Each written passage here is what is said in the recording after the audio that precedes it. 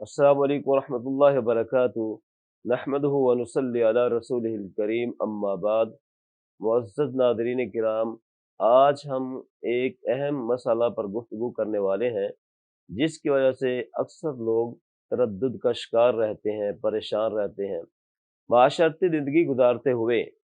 اسے کئی مسائل کا سامنا کرنا ہوتا ہے، کبھی خوشی ہوتی ہے، کبھی غمی، ایسے ہی معاملات، شادی بیاہ کے معاملات ہیں، کاروباری معاملات ہیں اور بے شمار معاملات ہیں، اور پھر انسان ان کاموں میں الجھ جاتا ہے اور اپنے آپ کو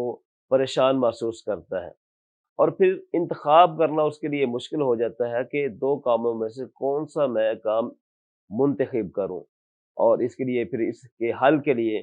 پھر وہ کوئی راستہ ڈھونڈتا ہے، راستہ تلاش کرتا ہے اور اپنے آپ کو ایک ایسے راستے کی طرف لے جاتا ہے جو صحیح نہیں ہے، اور اپنا مقدر، اپنی قسمت جاننے کے لیے،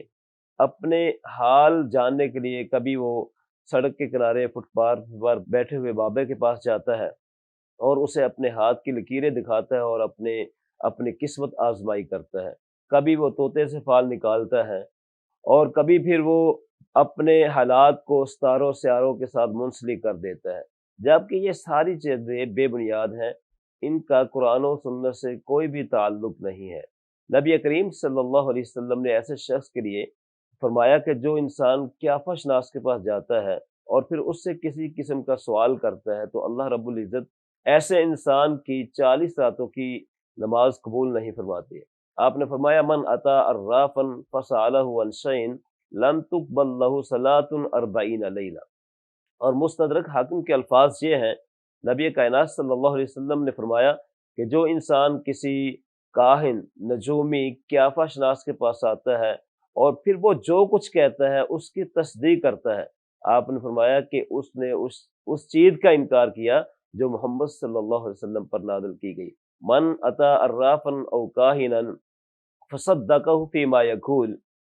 فقد کفر بما انزل علی محمد صلی اللہ علیہ وسلم۔ جبکہ اسلام ایک مکمل ضابطہ حیات ہے، وہ اپنے ماننے والوں کو ہر طرح سے ان کی رہنمائی کرتا ہے، ان کے لیے راستے نکالتا ہے۔ سیدنا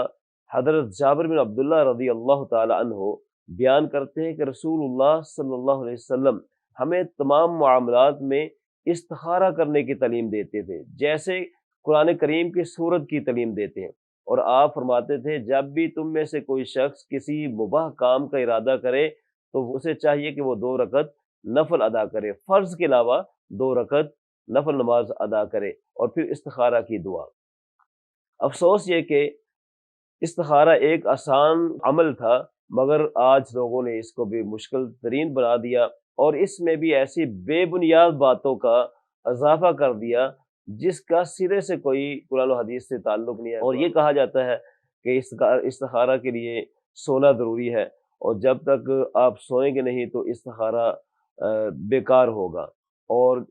قبلہ رخ ہو کے لیٹیں، دائیں کروٹ لیٹیں، اور پھر خواب کا انتظار کریں کہ آپ کے خواب میں کوئی بزرگ آئے گا اور آپ کو اس کے حالات بیان کرے گا۔ اس کے علاوہ اور بھی بے شمار باتیں ہیں، اور یہ بھی کہا جاتا ہے کہ اگر فلاں رنگ نظر آئے گا تو اس کا مطلب یہ ہوگا، فلاں رنگ نظر آئے گا تو اس کا مطلب یہ ہوگا۔ یہ ساری وہ باتیں ہیں جو بے بنیاد ہیں، ان کی کوئی اصل اور حقیقت نہیں ہے۔ عوام الناس کا بھی اللہ ہی حافظ ہے، جو خود سے تو کوئی کام کرنا نہیں چاہتے، اور استخارہ کے لیے بھی وہ کہتے ہیں کہ ہمارے لیے کوئی صاحب کر دیں، اور کہتے ہیں کہ حضرت ہم تو گنہگار ہیں، ہمارے لیے آپ ہی استخارہ کر دیں۔ بڑی عجیب سی بات ہے کہ یہ کیسے ممکن ہو سکتا ہے؟ یہ ایسے کہہ لیں کہ اگر کوئی بیمار شخص کسی کو کہے کہ میری جگہ وہ دوائی استعمال کر لیں، اور پھر اس امید سے بیٹھا ہو کہ اس سے مجھے شفا مل جائے گی، میں صحت یاب ہو جاؤں گا، یہ کیسے ممکن ہے جب تک بیمار بندہ خود دوائی استعمال نہ کرے اور اس کے لیے کہے کہ کوئی دوسرا استعمال کرے اور اس سے مجھے شفا مل جائے گی؟ یہ بالکل اس کی حقیقت نہیں ہے۔ اور یہ عجیب سی لاجک ہے کہ یہ کہا جاتا ہے کہ اللہ تعالیٰ ہم گناہ گاروں کی سنتا نہیں۔ اللہ تو غفور الرحیم ہے، بخشنے والا ہے، وہ تمام انسانوں کی سننے والا ہے۔ کیا آپ کے علم میں نہیں ہے کہ وہ شخص جس نے 100 قتل کیے تھے، اللہ تعالیٰ نے اس کو بھی بخش دیا، اور ایسے ہی وہ بدکارہ عورت جس نے پیاسے کتے کو پانی پلایا اور اللہ تعالیٰ نے اس کو بھی بخش دیا، اور ایسے ہی بنی اسرائیل کا وہ شخص جس کے سارے اعمال آخر تک اعمال کوئی اچھے اعمال نہیں تھے، اور جب اس کا مرنے کا وقت قریب آیا اور اس نے اپنے بچوں کو جمع کیا اور ان کو وصیت کی کہ جب میں مر جاؤں تو میری میت کو جلا دینا اور میری جو خاک ہے وہ سمندر میں ہوا میں بہا دینا، تو اللہ رب العزت نے اس کو بھی معاف کر دیا تھا۔ تو آج یہ کہنا کہ اللہ ہماری نہیں سنتا، اللہ رب العزت سب کی سنتا ہے اور گنہگاروں کی بھی سنتا ہے، ایسا نہیں ہے کیونکہ وہ غفور الرحیم ہے۔ تو اب آپ استخارہ کا طریقہ کیا ہے وہ آپ کو بتلاتے ہیں، اور استخارہ کی دعا کون سی ہے۔ استخارہ کا طریقہ یہ ہے کہ دن رات میں، اس کے لیے کوئی مخصوص وقت نہیں ہے کہ صرف رات ہی کے وقت آپ وہ 2 رکعت نماز ادا کریں اور اس کے بعد سو جائیں، ایسا نہیں ہے۔ دن رات میں مکروہ اوقات کے علاوہ کسی وقت بھی آپ 2 رکعت فرض نماز کے علاوہ ادا کریں، سورہ فاتحہ پڑھیں اور سورہ فاتحہ کے بعد کوئی بھی دوسری صورت اس کے ساتھ ملا لیں۔ ایسے 2 رکعت مکمل کرنے کے بعد سلام پھیر دیں۔ سلام پھیرنے کے بعد اللہ رب العزت کی حمد و ثنا بیان کریں اور اس کے بعد نبی کائنات صلی اللہ علیہ وسلم پر درود بھیجیں۔ درود بھیجنے کے بعد پھر دعا استخارہ پڑھیں، اور اس میں جہاں ان حاضل امرہ کے الفاظ استعمال ہوتے ہیں وہاں اپنی حاجت کا ذکر کریں، جس حاجت کے لیے آپ استخارہ کر رہے ہیں۔ نبی کائنات صلی اللہ علیہ وسلم نے استخارہ کی دعا کچھ اس طریقے سے سکھلائی: اللہم انی استخیرک بعلمک